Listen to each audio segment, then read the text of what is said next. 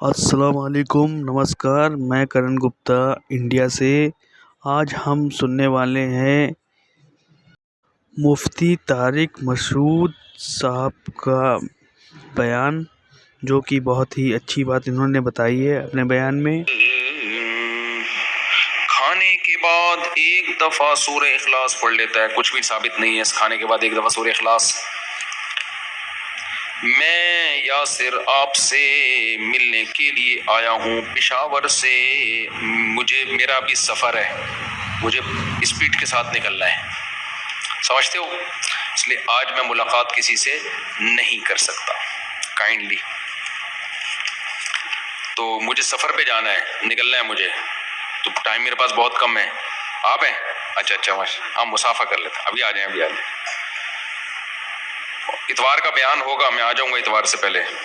میرا نام محمد فیاض ہے، میرا تعلق وزیرستان سے ہے، میں اسپیشلی KPK سے صرف اور صرف آپ سے ملنے کے لیے آیا ہوں۔ وہ تو مل لیا میرا خیال ہے۔ وعلیکم السلام، کیا حال ہے؟ انڈی والان خادے دیغت لغت خلتی کڑے ٹول خادے، صحیح ہے۔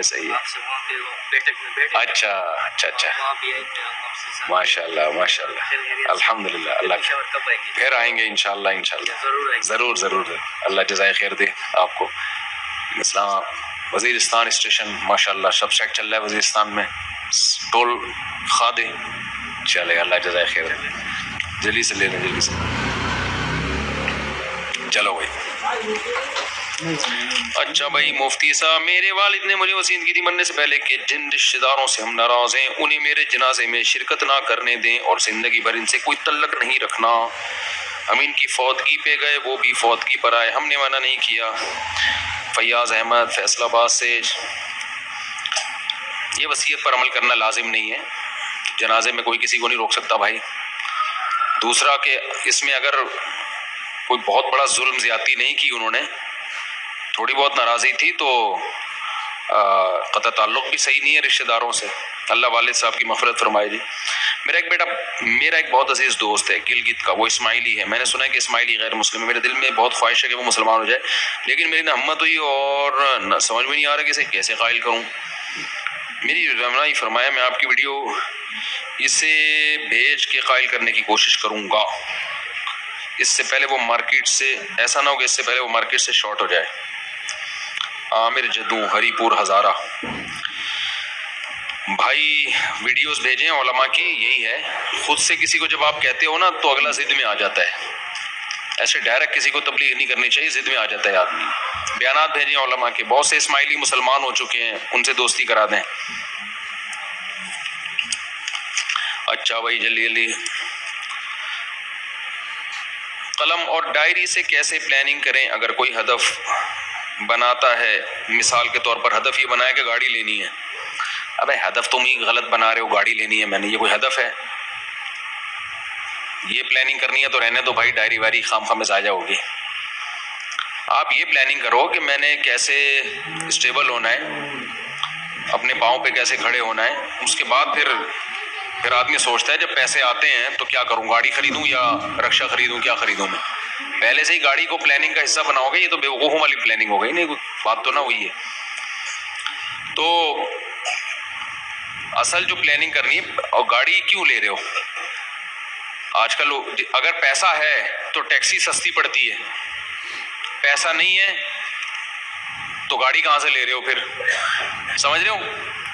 تو پہلے تو یہ پلاننگ بناؤ، گاڑی لے کیوں رہا ہوں میں؟ مجھے تو ضرورت تھی گارڈ کے لیے، گارڈوں کو میں کہاں موٹر سائیکل پہ بٹھا کے لے جاتا، یا ویسے بھی آدمی کو اچھا ہوتا ہے ذرا کپڑے میلے ویلے نہیں ہوتے، بائکوں میں گرنے مرنے کا خطرہ بہت ہوتا ہے۔ تو آپ جو پلاننگ بناؤ گے گاڑی خریدنے کی نہیں بناؤ، آپ پلاننگ بناؤ کہ میں اگر غریب ہوں تو میں معاشی لحاظ سے بھی اپنے آپ کو میں نے اسٹیبل کرنا ہے، اور وہ تو پلاننگ کا لازمی حصہ ہے نا۔ ہر آدمی کو چاہیے نا کہ وہ کوشش کرے کہ بھئی میرے مالی حالات زیادہ اچھے ہو جائیں، اس کو مسلط نہیں کر لینا سر کے اوپر، لیکن پلاننگ تو کرنی چاہیے۔ معاشی حالات آپ کے اچھے حالات ہوں گے تو ملک کے اچھے ہوں گے، ملک کے ہوں گے اسلام کے حالات، مسلمانوں کے حالات اچھے ہوں گے، تو یہ تو پلاننگ کا حصہ ہے۔ جب معاشی حالات اچھے ہو جائیں گے تو پھر گاڑی واڑی تو آ ہی جاتی ہے خود بخود ہی۔ ابھی پلاننگ کر کے کچھ نہ، جو پیسہ کمانے میں ٹائم لگانا تھا وہ گاڑی کی پلاننگ میں لگا دو گے ٹائم۔ تو یہ پلاننگ کا طریقہ ہی ٹھیک نہیں ہے. اچھا یہ جو میں نے ابھی بیان میں بتایا ہے نا کہ پلاننگ کریں، تو یہ خوب سمجھ لیں پلاننگ کے بعد 100% رزلٹ نہیں آئے گا.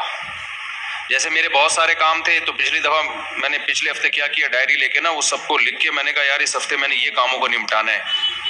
تو اس ہفتے جو میں نے کام نمٹانے تھے ان میں 90% ہو گئے، 10% رہ گئے. تو یہ ٹینشن لینے کا نہیں ہے. آدمی کہا بھائی ہوا ہی نہیں، کیا فائدہ، جو میں نے ایم تھا میرا وہ تو گول تک تو میں پہنچا ہی نہیں. تو بھائی 90% بھی اسی وجہ سے ہو گیا کہ پلاننگ کر لی تھی، ورنہ 1% بھی نہیں ہوتا. تو ضروری نہیں ہے کہ آپ پلاننگ کرو تو رزلٹ 100% اس کا پورا ہے. 90% بھی آ جائے، کوشش 100% کی کرنی ہے تو 90% بھی آ جائے بہت ہے. جو 10% رہ گیا اس کے دوبارہ پلاننگ کر لو. اب میں جو اس ہفتے جو میں نے کام کمپلیٹ کرنے تھے وہ 90%، بلکہ 90 بھی نہیں 95% ہو گئے، 5% رہ گئے. اس میں ہو سکتا ہے میری سستی کا دخل ہو، سستی کی وجہ سے رہ گئے ہوں، وہ کوئی ٹائم میں نے کہیں ویسٹ کر دیا ہو. تو 5% کے لیے دوبارہ پلاننگ کر لو بھائی، اس کو 2 دن میں نمٹا دینا ہے، ٹھیک ہے نا. تو یہ کوئی بات یہ ہے کہ پلاننگ تو کرو نا، ورنہ جب پلاننگ کے بغیر ہوگا تو 5% بھی نہیں ہوگا کام، سوچتا ہی رہے گا اور مر جائے گا. فرشتہ آئے گا بولے گا چل بھائی پتلی گلی سے نکل. آدمی کہے گا بھائی ابھی تو میں نے مرغیوں کو انڈوں پہ بٹھانا ہے، ابھی تو میں نے جو ہے وہ کتا نکال کے بکری پالنی ہے اس کی جگہ، ابھی تو میں نے انگلش سیکھنی ہے، ابھی تو میں نے بزنس. فرشتہ کہے گا پتلی گلی سے نکل. صحیح ہے نا، مرے گا اب تو شوگر سے مرے گا. آپ کہو ابھی تو اصل میں کولڈ ڈرنک چھوڑنی تھی. آپ دیکھو میں ایک واقعہ سناتا ہوں، اس سے بات سمجھ میں آئے گی. آپ فرعون جو تھا نا، فرعون، اس کو موسیٰ علیہ السلام نے کئی سال بہت زیادہ سمجھایا کہ نہیں سمجھایا. فرعون کی کھوپڑی میں بات نہیں آئی. موسیٰ علیہ السلام نے بتایا کہ تیری حکومت اس سے چھن جائے گی، نہیں تو مرے گا نا ایک دن. تو کیوں چند ٹکوں کی خاطر اللہ کا انکار کر رہا ہے؟ فرعون کی کھوپڑی میں بات نہیں آ رہی، دولت کے نشے میں، حکومت کے نشے میں. لیکن آپ کو پتہ ہے جب فرعون ڈوبنے لگا تھا تو فرعون نے صرف اتنا نہیں کہا کہ میں اللہ رسول پہ، اللہ اور موسیٰ پہ ایمان لایا، نہ. فرعون نے کہا انہو ضمیر قصہ کہلاتی ہے، ضمیر شان. بات یہ ہے کہ آمنتو انہ لا الہ الا الذی آمنت بہ بنو اسرائیل. بات یہ ہے کہ میں اس اللہ پر ایمان لایا جو بنی اسرائیل کا رب ہے. اب یہ بات یہ ہے کیا مطلب ہے اس کا؟ اس کو میں اپنے انداز میں بتاتا ہوں. فرعون نے کہا بھائی ایک منٹ ذرا کائنڈلی 2 منٹ کے لیے آپ کیا کریں. جب فرشتے آئے نا اس کی روح قبض کرنے کے لیے، سمندر میں غوطہ لگا کے اس کو مارنے کے لیے، تو کہہ رہے 2 منٹ کیا کرو بھائی. بات یہ ہے بھائی سنو تو صحیح، بات تو سنو، میں لا رہا ہوں ایمان. ایک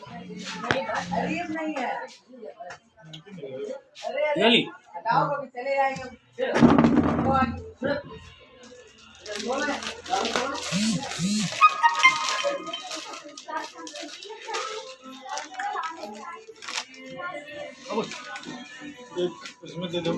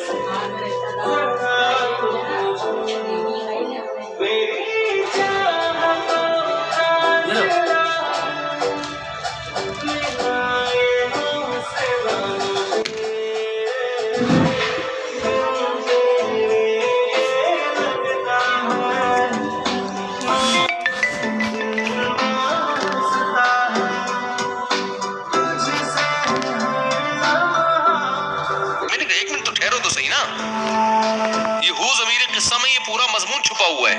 ایک دم سے نہیں کہتی ایمان لایا. کہہ رہے ایک منٹ یار بند تھوڑا سا کائنڈلی 2 منٹ تو آپ رکے نا. میں لا رہا ہوں ایمان، ایسا نہیں ہے، میں لا رہا ہوں، آپ مجھے مہلت تو دیں. تو بڑی تقریریں کی فرعون نے. بات یہ ہے، قصہ یہ ہے، جیسے ہم کہہ رہے ہوتے ہیں نا جب پھنس جاتے ہیں تو آدمی کیا کہتے ہیں یار ایک منٹ تھوڑا سا ٹائم تو دو یار. تو اب ٹائم نہیں ملے گا بھائی. اللہ نے کیا کہا آل آنا، اب کہہ رہے کہ 2 منٹ رک جاؤ. بات یہ ہے، قصہ یہ ہے سمجھو تو صحیح میں کیا کہنا چاہ رہا ہوں. میں بھی اسی خدا کو مانتا ہوں جو موسیٰ کا خدا ہے, لیکن ایک منٹ بات تو سنو نا, سمجھ میں آ رہی بات؟ اللہ نے کیا کہا, آل آنا, اب نہیں ہوتا بھائی. تو میرے بھائی ہر چیز کا کیا ہوتا ہے, ایک ٹائم ہوتا ہے, اس سے پہلے سدھر جاؤ تو ٹھیک ہے, نہیں سدھرے تو پھر ٹائم نکل گیا. مثال کے طور پر جو صبح نہار منہ کولڈ ڈرنک کی بوتل چڑھا رہا ہے, اس کو سمجھایا جا رہا ہے چھوڑ دے, وہ کہہ رہا ہے نہیں, جب لبلبا کام کرنا چھوڑے گا, شوگر ہائی ہوگی, ویٹ بڑھے گا, دل کے مسئلے اور پیسیوں قسم کے مسائل, تو پھر کیا کہے گا وہ؟ بات یہ ہے کہ بھائی میں پلاننگ کر رہا ہوں, میں چھوڑنا چاہتا ہوں یہ. لیکن جب ایک دفعہ دیکھو فطرت سے جو بغاوت کرتا ہے نا, فطرت انتقام لیتی ہے, فطرت معاف نہیں کرتی. بڑی پیاری بات ہے, سمجھ لینا, میں بار بار بتاتا رہتا ہوں کہ آپ اللہ کے حکم کی خلاف ورزی کہیں کر لو, توبہ سے گناہ معاف ہو جائے گا. آئندہ کے لیے عزم کرو, اللہ غلطی ہو گئی معاف کر دے, آئندہ نہیں کروں گا. وہ گناہ کیا ہو جائے گا؟ مٹ جائے گا. نیچر کے اگینسٹ اگر چل گئے, جان کے چلے بھولے سے چلے, توبہ سے نیچر کے خلاف جانے کا گناہ تو معاف ہوگا, لیکن اس کا جو دنیا میں نقصان ہوا وہ ریورس نہیں ہوگا.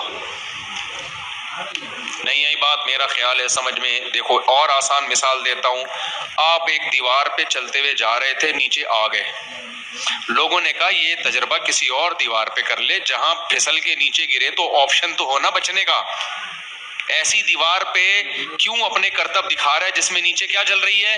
آگ. بے احتیاطی کیوں کر رہا ہے؟ یہاں تو تیرا پاؤں سلپ ہوا جل جائے گا, لیکن آپ کو فنڈر بننے کا شوق ہے. ہوتے ہیں بہت سے لوگوں کو. ایک صاحب ویلی لگا رہے تھے فنٹر بننے کے لیے, میرے سامنے گرے اور اس کے بعد اننا للہ ہو گیا ان کا.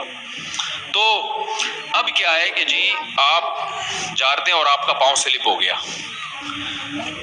دیوار بہت اونچی تھی, آپ کو راستے میں خیال آیا کہ میں نے گناہ کیا ہے. گناہ کیا کہ نہیں کیا؟ آخرت میں سزا ملے گی اس گناہ کی. راستے میں آپ نے توبہ کر لی آگ تک پہنچنے سے پہلے, اے اللہ میں نے بے احتیاطی کی, مجھ سے غلطی ہو گئی, معاف کر دے, آئندہ میں یہ بے احتیاطی نہیں کروں گا. دل سے توبہ کی آپ نے, تو آپ نے اللہ کے حکم کی نافرمانی کی تھی, سچی توبہ کر لی, نیچے گرنے پہنچنے سے پہلے سیکنڈوں کے اندر آپ کا وہ گناہ کیا ہو گیا؟ بولو معاف. لیکن کیا آپ وہاں سے ریورس دوبارہ دیوار پہ چلے جائیں گے؟ بھئی اللہ کہے گا اے میرے بندے میں نے تیرے گناہ کو معاف کر دیا, اب تجھے خودکشی کا گناہ نہیں ملے گا, تو نے چونکہ مرنے سے پہلے توبہ کر لی ہے, اب تجھے خودکشی کا گناہ نہیں ملے گا. تو آپ نے اللہ میں ایسے کہا اللہ ٹھیک ہے اب تو نے میرے گناہ کو معاف کر دیا, اب ایسا کر مجھے واپس ریورس کر دے, آدھا پہنچا ابھی تھوڑا ٹائم, نیچے پہنچنے میں تھوڑا ٹائم باقی ہے, واپس لے جا. اللہ لے جائے گا؟ اللہ کہے گا نہیں بھائی, فطرت کے اصول جو دنیا میں ہیں وہ چینج نہیں ہوتے, معجزے کبھی کبھار ہی ہوتے ہیں, لاکھوں میں کوئی ایک دفعہ. جیسے ابراہیم علیہ السلام کو آگ میں ڈالا تو اللہ نے بچا لیا, اب یہ تھوڑی جو بھی آگ میں گرے گا بچ جائے گا. ونس اپون اے ٹائم ایسا ہوا تھا کہ بغیر باپ کے اللہ نے حضرت عیسیٰ کو پیدا کر دیا. اب آپ کہو کہ میں بغیر شادی کے میرے بچہ پیدا ہو جائے, ایسا نہیں ہوتا بھائی. تو ونس اپون اے ٹائم تو بہت کچھ ہوا ہے, نارملی ایسا نہیں ہوتا. تو آپ کی توبہ تو قبول ہو جائے گی, لیکن آپ آگ میں گریں گے, چیخیں گے, چلائیں گے, جسم جلے گا. پھر آپ یہ نہیں کہہ سکتے کہ اللہ جب میں نے سچی پکی توبہ کر لی ہے, رویا بھی ہوں میں راستے میں گڑ گڑا کے, اور 27ویں رات تھی جب میں یہ توبہ کر رہا تھا نا, ہو سکتا ہے 27ویں رات کو یہ کام ہو رہا ہو. تو فطرت معاف بولو نہیں کرے گی. تو جو لوگ بدپریزیاں کر رہے ہیں نا, کولڈ ڈرنک چڑھائے جا رہے ہیں, چینی کے لڈو پھوڑے جا رہے ہیں, لائف اسٹائل چینج نہیں کر رہے, نہ جاگنگ ہے, نہ جم ہے, نہ ایکسرسائز ہے, نہ کوئی فزیکل ایکٹیویٹی ہے, نہ رات کو سونے کا ٹائم, نہ اٹھنے کا ٹائم, سگریٹ پان گٹکے, یہ گناہ بھی کر رہے ہیں کہ نہیں کر رہے؟ کل آپ کو خیال آیا یار میری تو شوگر کی بیماری ہونے والی ہے, یار میرے تو دل میں کیا ہو گئی ہے, بلاکیج شروع ہو گئی ہے, یار مجھے تو فالج کے خطرے ہو گئے. آپ گڑ گڑاؤ گے اللہ معاف کر دے, اللہ معاف کر دے گا, لیکن یہ نہیں ہوگا کہ اب آپ کو شوگر کا خطرہ اللہ ٹال دے. میں سمجھا پا رہا ہوں اپنی بات کہ اس نے سچی توبہ کر لی ہے, اب جو اس کو شوگر کا اٹیک ہونے والا ہے وہ میں نے معاف کیا. جا میرے بندے میں نے معاف کیا, تیرا سارا کولیسٹرول میں نے توبہ کی برکت سے ختم کر دیا. اے میرے بندے تو نے برگر پیزا سے سچی توبہ کر لی ہے, برگر کی وجہ سے اب تو جو برگر بن گیا تھا, تو اس توبہ کی برکت سے میں تجھے دوبارہ انسان کا بچہ بنا لوں گا. میں سمجھا پا رہا ہوں اپنی بات؟ ایسا بالکل بھی نہیں ہو، آپ مریں گے، ٹھیک ہے؟ دیکھو بہت سے لوگ خودکشی کرتے ہیں، اس وقت نہیں مرتے، ہاسپٹل میں ایڈمٹ ہو جاتے ہیں، سچی توبہ کرتے ہیں کہ اللہ معاف کر دے، ایسے واقعات ہوئے ہیں کہ ہم نے غلط کیا معاف کر دے، لیکن پھر بھی مر جاتے ہیں وہ، تو توبہ تو قبول ہو گئی کیونکہ توبہ کر لی انہوں نے، خودکشی کا گناہ نہیں ہوگا ان کو، اللہ بڑا غفور رحیم ہے۔ لیکن ایسا نہیں ہو سکتا کہ زندگی کی نعمت دوبارہ مل جائے، اللہ کہتے ہیں یہ نعمت تو چھن گئی، اب نہیں ہو سکتا، اب یہ ریورس نہیں ہو سکتا۔ اب دیکھو موسیٰ علیہ السلام نے فرعون کے ہاں، وہ جو فرعونی لڑ رہا تھا ایک بنی اسرائیلی سے، حضرت موسیٰ نے لڑائی چھڑوانے کے لیے اس فرعونی کو ایک تھپڑ لگایا، ایک مکہ مارا، صرف یہ نیت تھی کہ لڑائی چھوڑ دے، وہ مر گیا۔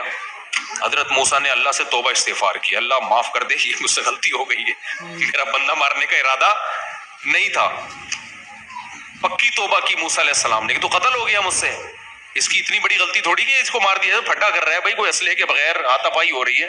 حضرت موسیٰ کو پتہ نہیں تھا کہ میرے تھپڑ میں اتنی طاقت ہے کہ بندہ ہی مر جائے گا، تو اللہ نے آپ کی توبہ بھی قبول کر لی، لیکن کیا بندہ زندہ ہو گیا؟ اس کے جو سائیڈ ایفیکٹ تھے کہ قتل کا کیس چلا، حضرت موسیٰ کو مصر چھوڑنا پڑا، وہ جو سائیڈ ایفیکٹ تھے وہ تو بہرحال ظاہر ہوئے نا۔ اب اللہ نے ایک طرف موسیٰ کو تسلی بھی دے دی، قال رب اغفر لی، اے اللہ مجھے معاف کر دے، اللہ کہتے ہیں فغفر اللہ، میں نے معاف کر دیا، حضرت موسیٰ کو تسلی ڈال دی، معاف ہو گیا ہے۔ آگے اگلے دن رپورٹ آئی ہے، بھائی آپ کو تو حکومت کے بندے تلاش کر رہے ہیں، آپ کو تو قتل کیا جائے گا، آپ نے بندہ مارا ہے ریاست میں، آپ کو تو قتل کیا جائے گا۔ حضرت موسیٰ کتنی ٹینشن میں آ گئے، مصر چھوڑنا پڑا، پریشان تھے، جاؤں کہاں پہ میں۔ اب موسیٰ علیہ السلام یہ اللہ سے شکایت نہیں کی کہ اللہ تو نے تو میرا گناہ معاف کر دی ہے، میری غلطی جو ہی معاف کر دی ہے، تو پھر یہ ٹینشن کس بات کی، صحیح طرح معاف کر رہے ہیں تو معاف کر بھائی، یہ کیا بات ہے؟ ابے سمجھ میں آ رہا ہے کہ نہیں آ رہا ہے؟ اللہ ذرا معاف کرنا تو صحیح طرح سے معاف کرنا، ٹینشنیں تو آنا شروع ہو گئی، اب مجھے یہاں سے نکلنا بھی ہے، میں کہاں جاؤں، نہ روزگار ہے میرے پاس، نہ کوئی سواری ہے میرے پاس، تو راستے کا بھی نہیں پتا، کس قدر ٹینشن میں، وہاں جا کے 10 سال پھر بکریاں چرا کے گزارا کیا موسیٰ علیہ السلام نے۔ تو پھر جب آئے ہیں، نبوت ملی ہے، فرعون کے پاس جاؤ، تو موسیٰ علیہ السلام کو یہی خطرہ تھا وہ تو مجھے قتل کر دے گا، تو مسلسل ٹینشنیں تھی کہ نہیں تھی؟ وجہ اس کی یہ کہ دنیا دار الاسباب ہے، یہاں کوئی سبب نقصان کا آپ جان کر اختیار کریں یا بھولے سے کریں، اس کا رزلٹ 100% نکلے گا۔ تو یاد رکھو، اگر آپ نے لائف اسٹائل چینج نہیں کیا، رات کو پوستیوں کی طرح 4 بجے جا کے سوئے اور 1 بجے جا کے آپ اٹھ رہے ہیں، پوستیوں کی طرح 2 بجے ناشتہ ہو رہا ہے آپ کا، پھر ناشتے میں بھی پھوڑے جا رہے ہیں پراٹھے بھی، اور وہ جو پوریاں اور حلوے اور مانڈے، اور اس کے بعد رات کو 2:30 بجے آپ برگر کھا کے سو رہے ہیں، تو آپ کو ایک دن احساس ہو گیا، لیکن احساس 25 سال کے بعد جا کے آپ کو احساس ہوا، تو آپ 27ویں رات میں اللہ کے سامنے گڑ گڑا رہے ہو، تو اللہ یہ گناہ معاف کر دے گا جو آپ نے صحت کا بیڑا غرق کیا ہے، لیکن ایسا نہیں ہوگا 27ویں رات کی برکت سے آپ کے جو کولیسٹرول 600 تک پہنچا ہوا تھا وہ رات کو توبہ کی برکت سے دوبارہ 200 پہ آ جائے، اللہ کہے گا اب تو مرے گا ٹھیک ہے، میں نے موسیٰ کی توبہ قبول کر کے بندہ زندہ نہیں کیا، تو کس کھیت کی مولی ہے؟ موسیٰ تو کلیم اللہ تھے۔ چھوڑو یار، جیسے چل رہے ویسے چلتے رہو۔ تو میں ان سے آپ کو یہ بتا رہا ہوں کہ ابھی انسان کے بچے بن جاؤ، آپ کے پاس زیادہ ٹائم ہے نہیں۔ فطرت انتقام لیتی ہے، بہت زور زور سے تپیڑے مارتی ہے، ایسا اور اس میں نیک برے سب برابر ہیں، فطرت کسی کو معاف نہیں کرتی ہے، تہجد گزار ہے، مولوی ہے، بزرگ ہے، عالم ہے، کیا ہے، تو اس لیے ہم فطرت سے بغاوت کر رہے ہیں یار، ہم پاگل ہیں یار، تو اس سے بڑا پاگل دنیا میں کون ہوگا جو نیچر سے بغاوت کر رہے ہیں؟ نہ کوئی پلاننگ کر رہے ہو، نہ کھانے کی پلاننگ ہے، نہ اپنی برائیوں کو چھڑوانے کی پلاننگ ہے، نہ جو ہے آپ کے اندر کوئی گناہ کی لت پڑ گئی ہے اس کو چھوڑنے کی کوئی پلاننگ نہیں ہے، تو پھر تو مرے ہوگے ایک دن، پھر رگڑتے رہو گے ایڑیاں۔ توبہ، اللہ گناہ، ایک تو پہلی بات جو گناہوں میں مست ہو جاتے ہیں توبہ کی توفیق بھی نہیں ملتی ان کو، پہلا نقصان یہ، توبہ کر بھی لوگے تو وہ جو نقصان ہو گیا اس کی تلافی نہیں ہوگی، اس کی تلافی نہیں ہو سکتی وہ، تو یہ بڑے مسائل ہیں۔ اس لیے انسان کے بچے ہم سب کو پہلے ہی بن جانا چاہیے۔ ماں باپ کو حج کروانا ضروری ہے یا ایک مالی خدمت کرنا، ان کی مالی خدمت زیادہ ضروری ہے؟ اگر ان کو مالی خدمت کی ضرورت ہے حج سے زیادہ علاج کے لیے، اور کوئی مناسب گھر چاہیے جہاں وہ سکون سے زندگی گزار سکیں، تو پھر حج پہ ان چیزوں کو ترجیح دینی چاہیے۔ حج کرا دیا، اس کے بعد کھانے کو روٹی ہے نہیں، ان کے پاس علاج کے پیسے نہیں ہیں، وہ یہ فطرت سے بغاوت ہو جائے گی نا. کیسے حج کروائیں؟ پلاننگ کریں. اگر پیسہ جمع نہیں ہو رہا، پلاننگ اس چیز کی کیا کرو. میں پہلے بتا رہا ہوں جن چیزوں میں پیسہ خرچ ہوتا ہے نا، تو پہلے پیسہ کمانے کی پلاننگ کیا، وہ ڈائریکٹ حج کی نہیں کر لیا کرو. مثال کے طور پر آپ نے حج کی پلاننگ کر لی، پیسہ ہے نہیں آپ کے پاس، پھر آپ نے اس میں کہا اتنے پیسے کماؤں گا، 10-15 لاکھ کما لیے، تو 10-15 لاکھ کما کے آپ ایک دم حج پہ لگا دیے، تو آپ کی تو پھر ساری زندگی مسائل میں گری رہے گی. تو پہلے آپ اسٹیبل ہو جاؤ، اس کے بعد پھر آپ نے یہ کرنا ہے کہ اب میں نے حج کرانا ہے یا گاڑی خریدنی ہے یا کیا، اس کے بعد آپ صحیح فیصلہ کر پاؤ گے. آپ سمجھتے ہو کہ نہیں سمجھتے؟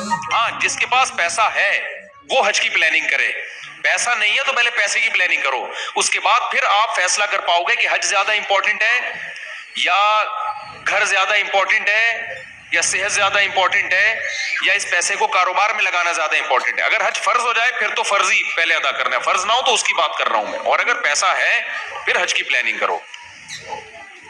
موتی سے کہتے ہیں کیا لکھا ہے بھائی جان؟ پنجاب ضلع گجرات سے ہوں، مصافحہ کی اجازت، ہول سیل کے حساب سے سب کو مصافحہ. جی دیکھیں، حرام تو اس کو کہتے ہیں جو قطعی دلیل سے ثابت ہو، یعنی قرآن اور حدیث میں بالکل 2 اور 2 4 کی طرح واضح تعلیمات ہوں یقینی. اور ناجائز کا لفظ تھوڑا ہلکا ہے، خبر واحد میں اس کی حرمت ہوگی یا اجتہاد سے اس کو کہا ہوگا. یہ لمبا ٹاپک ہے تو اس پہ تو بہت لمبی پوری ایک تقریر کرنی پڑے گی. باقی اسلامک بینکنگ جائز ہے، ہم نے اس کو پڑھا ہے. جو لوگ کہتے ہیں نا یہ ناجائز ہے، عام طور پہ بہت سے ایسے اسکالرز آ رہے ہیں کہ مفتی تقی صاحب نے سود کو حلال کر دیا. ان بیچاروں کو سود کی الف بے بھی پتہ نہیں ہوتی، نہ انہوں نے پڑھا ہے. تو ہمیں تو کوئی اسلامی بینکوں سے نہ کوئی کمیشن ملتا ہے، نہ میری وہاں جاب ہے. یہ الزام بھی لگاتے رہتے ہیں کہ انہوں نے سود کو جو ہے نا نام بدل کے حلال کر دیا، حالانکہ ایسا نہیں ہے. اسلامک بینکنگ میں سود نہیں ہے. 6 قسم کے عقود ہیں جن کا سود سے کوئی تعلق نہیں ہے. تو یہ جائز ہے اسلامک بینکنگ سے معاملات کرنا. جو جس کی فیلڈ ہو نا اسی سے پوچھنا چاہیے.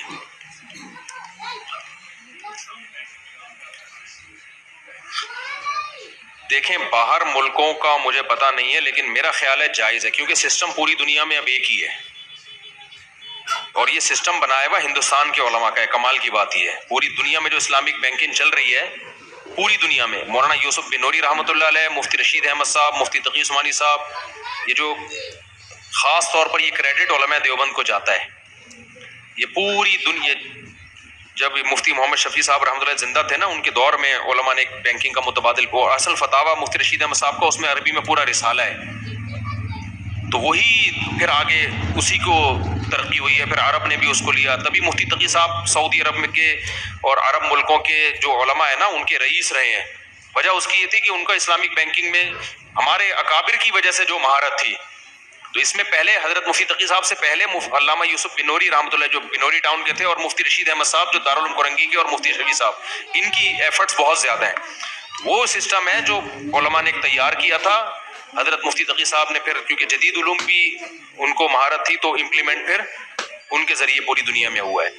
تو یہ بہت بڑا علمی کام ہے جو بر صغیر کے علماء سے اللہ نے لیا ہے. پھر آگے پھر اس میں عرب آئے، تو اب سعودی عرب سے بھی کتابیں چھپ رہی ہیں، ملیشیا سے بھی چھپ رہی ہیں، لیکن اس کی بنیاد اور اس کا جو صحرا جاتا ہے نا وہ بر صغیر کے علماء کو جاتا ہے. اللہ تعالیٰ آپ کو خوش رکھے. فروری میں میرے بیٹے کی شادی ہے، میری خواہش ہے اس کا نکاح پڑھائیں.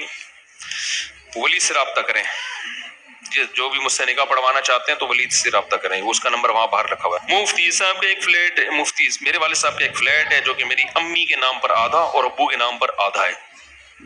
ہم 4 بہن بھائی ہیں. ابو نے دوسری شادی کر لی ہے اور امی کو چھوڑ دیا ہے. دوسری سے ایک بیٹی ہے، کاغذات ابو کے پاس ہے.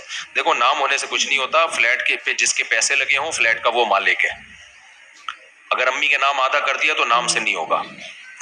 امی کے بھی پیسے تھے، یا امی کو پہلے سے کہہ دیا تھا کہ میں آدھا تمہارے لیے خرید رہا ہوں اور آدھا اپنے لیے خرید رہا ہوں. واضح لفظوں میں جب تک 2 ٹوک اس طرح بات نہیں ہوگی اس وقت تک یہ جو خریدتا ہے اسی کا سمجھا جاتا ہے، چاہے دوسرے کے نام سے خریدے. لوگ پراپرٹیاں خریدتے ہیں بہت سارے لوگوں کے نام سے. میں نے قسم اٹھائی قرآن کے جس کے لیے میں نے قرآن کی قسم اصل میں اللہ ہی کی قسم کہلاتی ہے. اب جھوٹی قسم اٹھائیے تو توبہ استغفار کرو، گڑ گڑاؤ اللہ کے سامنے، رو، بہت بڑا جرم ہے. میں فجر نماز کے بعد 4 قل پڑھ کے اپنے اوپر دم کرتا ہوں، پھر ڈرتا ہوں کیا کروں، کھانا کھاؤں یا نہیں، کیا کروں، کھانا کھاؤں یا نہیں۔ فرض نماز کے بعد 4 قل پڑھ کر اپنے اوپر دم کرتا ہوں، رات کو بس 4 قل پڑھ کے اپنے اوپر دم کر لیا کرو ہاتھ سے، اتنا کافی ہے، نماز کے بعد دم کرنے کی ضرورت نہیں ہے۔ مفتی صاحب کیا لکھا ہوا ہے، RO واٹر کا کاروبار کرنا کیسا ہے؟ جائز ہے بھائی، باقی صحت کے لیے فائدہ مند ہے یا نقصان دہ ہے یہ ڈاکٹروں سے پوچھیں آپ۔ میں نے بھی پوچھا ہے، مجھے معلومات ہیں اس بارے میں، لیکن میں وہ شیئر اس لیے نہیں کرتا کہ یہ میری فیلڈ نہیں ہے، کام وہ کرو جو آپ کی فیلڈ ہے، کیونکہ پھر میں شیئر کروں گا کوئی ڈاکٹر کا بیان آ جائے گا، ہو سکتا ہے کہ نہیں اس کی یہ ٹیکنیکل، تو میری جو ٹوٹی پھوٹی جو معلومات ہیں اس کے حساب سے میری جو ٹوٹی پھوٹی رائے ہے نا، یہ نلکے کا جو پانی آ رہا ہے نا جو گورنمنٹ دے رہی ہے، اسی کو فلٹر کرا کے پی لیا کرو۔ زیادہ فلٹر بننے کی کوشش، جو زیادہ آگے جائے گا نا، بہت آگے ہے، تو اس میں کچھ فائدے ہوتے ہیں، کچھ نقصانات شروع ہو جاتے ہیں۔ جہاں جس علاقے میں رہتے ہو اسی علاقے کا پانی آپ کے لیے اچھا ہوتا ہے، تو یہی جو گورنمنٹ دے رہی ہے اس میں فلٹر کرنا اس کو بہرحال ضروری ہے، تو اس کو فلٹر کروا لیا کرو۔ کوئی فلٹر مشینیں آج کل آ رہی ہیں، وہ لگوا لو گھر میں، بڑی اچھی اچھی مشینیں آ رہی ہیں، خود گھر میں لگا لو۔ ہمیں تو بازار پہ اعتماد ختم ہو گیا بھائی، اچھے لوگ بھی ہیں، ہمیں کیا پتا کیا ملا کے دے رہے ہیں پانی میں، کون سا کیمیکل ملا رہے ہیں، کیا کر رہے ہیں۔ میں نہیں کہہ رہا سارے غلط ہیں، لیکن اب کون جا کے تحقیق کرتا رہے گا صحیح کون ہے غلط کون ہے؟ ہر آدمی قسمیں اٹھانے کے لیے تیار ہے، ہر آدمی ایسی باتیں کرتا ہے کہ جیسے میں بکری خریدنے گیا، میں نے ولاگ بھی بنایا، میں ڈالوں گا ولاگ، 4-6 بکریاں ہم نے دیکھی ہیں، اور ایسے مفتی صاحب ہم آپ کو جانتے ہیں بہترین، بعد میں پتہ چلا یہ تو ٹھیک نہیں ہے۔ ایک تو بکرا میں نے کہا بریڈنگ کے لیے ایک اچھا خاندانی بکرا لے لیتا ہوں، میں نے کہا بھائی مجھے بریڈنگ کے لیے چاہیے، بچے پیدا کروانے کے لیے بکرا چاہیے، تو اچھی نسل کا اونچا سودا ہوتے ہوتے رہ گیا۔ ایک اور صاحب آئے، انہوں نے کہا یہ تو بکرا ہی نہیں ہے، یہ تو کھسی ہوا ہے، اس میں کچھ یعنی نیا نیا تھا تو ابھی پتہ نہیں چل رہا تھا، تو یہ ہے ہی نہیں، یہ بریڈنگ کے قابل ہی نہیں ہے۔ اب دیکھو کتنی بڑی چیز ہم کو پہنا رہا تھا، LGBT والا ٹائپ کا ہوگا کوئی، وہ واللہ والا، تو اتنا دھوکہ ہے بھائی، اتنا دھوکہ ہے۔ تو کوئی سی دکان والے کو پرسنلی آپ جانتے ہو تو ٹھیک ہے، ورنہ یار ہمیں تو پاکستان میں آپ کھانے پینے کی چیزوں میں کم از کم بالکل بھروسہ نہیں کرو، صحت کے ساتھ مت کھیلو۔ مکان بنوا لو، زیادہ زیادہ چھت گر جائے گی تو گرنے سے ایک دم تھوڑی گرتی ہے، پہلے پتہ چلتا ہے، ٹپکتی ہے پہلے پھر گرتی ہے، باہر نکل جاؤ گے، لیکن آپ، اور پانی تو ایسی چیز ہے فوراً اثر کرتی ہے جا کے، اس لیے ہم نے تمام پانیوں سے، میری رائے یہ جان چھڑا لی ہے۔ تو پھر یہ نیسلے کا پانی اچھا پانی کہلاتا ہے، پھر اس میں ڈاکٹروں کا اختلاف ہے، کوئی کہتا ہے اچھا ہے کوئی کہتا ہے برا ہے، اختلافی چیز سے نکل آؤ باہر، تو ٹھیک ہے پی لو، کہتے ہیں باقی پانیوں سے اچھا ہے، لیکن اس میں پھر یہ ہوتا ہے کہ وہ منرلز ہوتے ہی نہیں بالکل، اس میں زیرو کر دیتے ہیں، اب آرٹیفیشل کچھ منرل ڈالے جاتے ہیں، لیکن اس کا ڈاکٹر جواب یہ دیتے ہیں کہ وہ منرلز آپ کو خوراک میں مل جاتے ہیں۔ میں نے ایک ڈاکٹر سے پوچھا، اس نے کہا یہ پانی پیو جو پیکنگ کا باہر کی کمپنیوں کا پانی ہے، لیکن اس میں منرلز نہیں ہے، تو منرلز آپ کو دائیں بائیں سے مل جائیں گے۔ دوسرے ڈاکٹر سے پوچھا، اس نے کہا پانی کے منرلز جو ہے وہ پانی ہی سے پورے ہوتے ہیں، کہیں اور سے نہیں ہوتے۔ اب ڈاکٹروں کی رائے میں اختلاف ہے تو ہم کیا کریں بھائی پھر؟ تو میں تو یہ نلکے کا پانی فلٹر کر کے، یہ والا نہیں، اپنے گھر میں جو آ رہا ہے وہ تو فلٹر نہیں ہے نا، تو ایک جگہ سے میں لے رہا ہوں جو نلکے ہی کا پانی فلٹر کر کے دیتے ہیں، لیکن فلٹر کے لیے مشینیں جاپان کی لگی ہوئی ہیں ان کے پاس، تو جاپان پہ بھروسہ کیا جا سکتا ہے، پاکستان پہ بھروسہ نہیں کیا۔ تو وہ چونکہ مجھے یقین ہے کہ وہ واقعی جاپانی مشینیں ہیں، تو اس لیے میں نے وہاں سے پانی لینا شروع کیا، تو وہ پانی پھر میں اپنے گھروں میں وہی پلاتا ہوں۔ ہے وہ گورنمنٹ کا نلکے کا پانی، لیکن جس مشین سے فلٹر ہو کے آ رہا ہے وہ مشینیں جاپانیوں کی ہیں۔ اگر پانی بھی جاپان دے رہا ہوتا تو ہم گورنمنٹ سے پانی نہ لیتے ہیں، تو جاپان سے لیتے ہم، لیکن جاپان پانی نہیں پہنچا رہا ہے یہاں پہ، وہ مشینیں پہنچا رہا ہے، یہ بھی اس کا ہم پر بہت بڑا احسان ہے۔ جاپان گڑبڑ نہیں کرتا، آپ کو پتا ہے جاپان میں جو حلال ذبیحہ ہے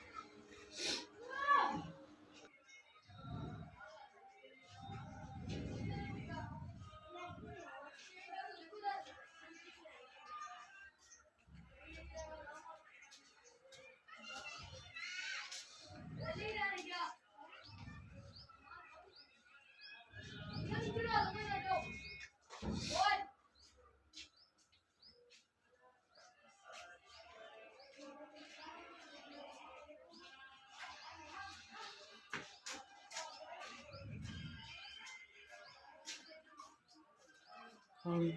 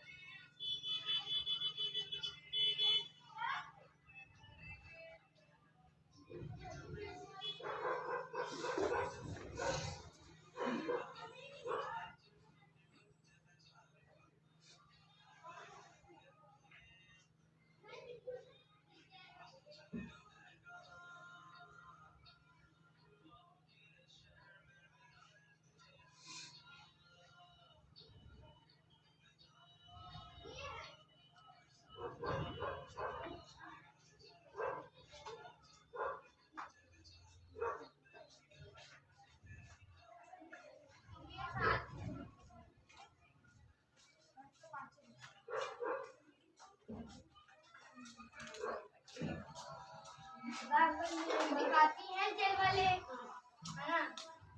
हम मम्मी लोग हमारी जिंदगी के साथ